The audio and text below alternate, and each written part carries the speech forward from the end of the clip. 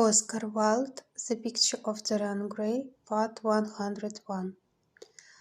But this was not one of them. It was a thing to be driven out of the mind, to be drugged with poppies, to be strangled lest it might strangle one itself.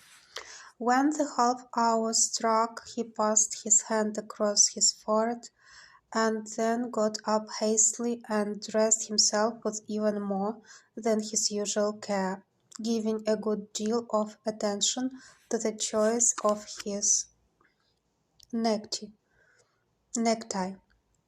and scarf pin, and changing his rings more than once. He spent a long time also over breakfast, tasting the various dishes, talking to his valet about some new liveries that he was thinking of getting made for the servants at Selby, and going through his correspondence. At some of the letters he smiled. 3 of them bored him. One he read several times over and then tore up with a slight look of annoyance in his face. That awful thing, a woman's memory, as Lord Henry had once said. After he had drunk his cup of black coffee, he wiped his lips slowly with a napkin, motioned to his servant to wait, and going over to the table sat down and drew 2 letters. One he put in his pocket, the other he handed to the valet.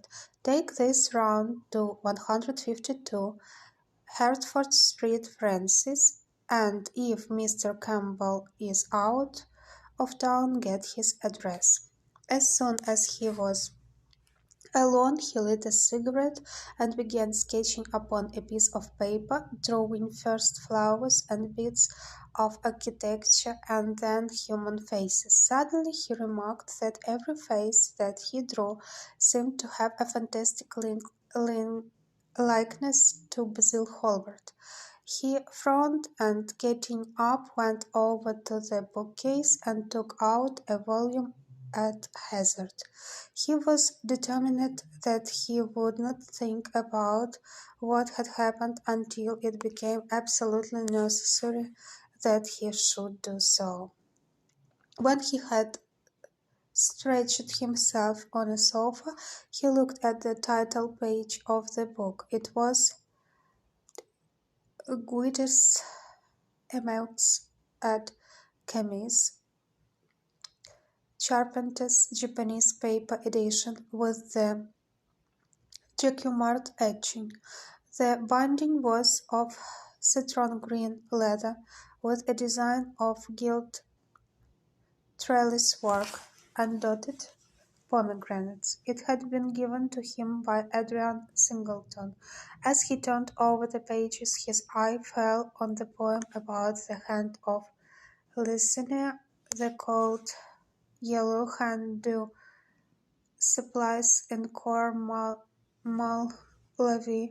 with its downy red hairs and its dots de faune. He glanced at his own white taper fingers, shuddering slightly in spite of himself, and passed on till he came to those lovely stanzas upon winds.